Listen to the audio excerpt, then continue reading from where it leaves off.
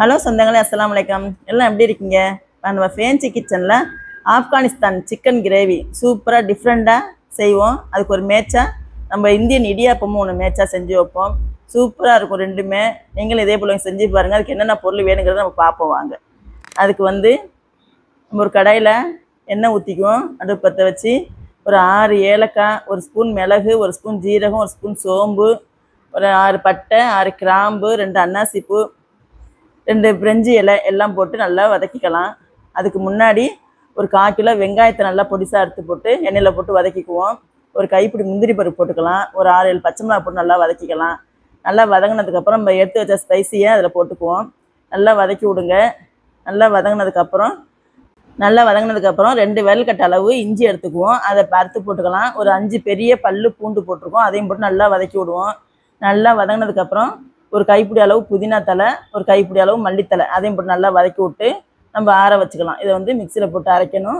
இது நல்லா ஆறினதுக்கப்புறம் நம்ம மிக்சி ஜாரில் போட்டு நல்லா நைஸாக அரைச்சிக்குவோம். ஆற ஊட்டி போடுங்க. இது வரை நல்லா அரைஞ்சிருச்சு நைஸாக. நம்ம இந்த கறியை தாளிச்சிக்குவோம். அடுப்பில் ஒரு கடாயை வச்சு கொஞ்சம் எண்ணெய் ஊற்றிக்கலாம். நம்ம 1 கிலோ சிக்கன் எடுத்துருக்கோம். நல்லா கழுவிட்டு நம்ம ஊற்றின எண்ணெயில் அந்த சிக்கனை போட்டுக்குவோம். அதுக்கு தேவையான அளவு உப்பு போட்டு அந்த எண்ணெயில் கொஞ்சம் நேரம் வேக வச்சுக்குவோம். இந்த கறியிலேருந்து தண்ணி விடும். அந்த தண்ணியில் கொஞ்சம் நேரம் வேகட்டும். வெந்ததுக்கப்புறம் 1 ஸ்பூன் மஞ்சத்தூள், 1 ஸ்பூன் மிளகாத்தூள், 1 ஸ்பூன் மல்லித்தூள் போட்டு நல்லா வேக வச்சுக்குவோம். அந்த கறியை அது தண்ணி விடுற தண்ணியில் வேக வச்சுக்கலாம். நல்லா வெந்ததுக்கப்புறம் நம்ம அரைச்சி வச்ச பேஸ்ட்டை போட்டுக்குவோம். தண்ணி வேணுங்கிறவங்க கொஞ்சம் தண்ணி ஊற்றிக்கலாம். நம்ம ஜாரை கழுவி கொஞ்சம் தண்ணி ஊற்றிருக்கோம். நல்லா அது வெந்ததுக்கப்புறம் 4 ஸ்பூன் தயிர் ஊற்றிக்கலாம். தயிர் ஊற்றி நல்லா ஒரு 5 நிமிஷம் கொதிக்கட்டும். கறியெலாம் நல்லா வெந்துருச்சு. நல்லா கொதி வந்ததுக்கப்புறம் நல்லா கறி வெந்துருச்சு. நல்லா கொதி வந்துருச்சு.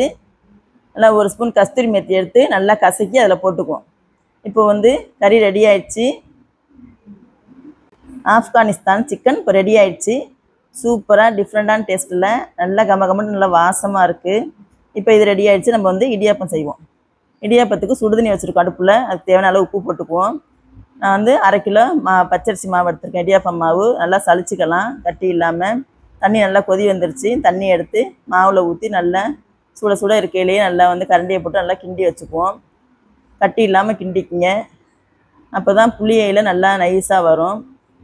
சுடுதண்ணெலாம் ஊற்றி நல்லா கட்டி இல்லாமல் பிணைஞ்சி வச்சுக்குவோம். கொஞ்சம் ஆற விட்டு இடியாப்பத்தட்டில் எண்ணெய் தடவி வச்சுக்கலாம். அடுப்பில் நான் இட்லி சட்டியில் தான் வேக வைக்கிறேன். தண்ணி ஊற்றி நல்லா கொதி வந்தோன்னா ஒரு தட்டு போட்டு வச்சுக்குவோம் இட்லி சட்டியில். இடியாப்பம் கொஞ்சம் கொஞ்சமாக எடுத்து உரலில் வச்சு நல்லா நைஸாக புழிஞ்சிக்கலாம். இது பாருங்க, இந்த மாதிரி உரல் நாங்கள் இந்த உரல் நாகூரில் வாங்கிட்டு வந்த உரல். இது நல்லா பொடி கண்ணாக இருக்கும். இதை இந்த தட்டில் புழிஞ்சிக்கலாம். நல்லா பூ மாதிரி வரும். இந்த பாருங்க எப்படி நைஸாக வருது பாருங்கள். பூ போல் இருக்கும். இது ரொம்ப நேரம் ஆகாது வேகிறதுக்கு. நான் இது 5 தட்டு வைக்கிறேன் இந்த இட்லி சட்டிக்குள்ளே. 5 நிமிஷத்தில் வெந்துடும்.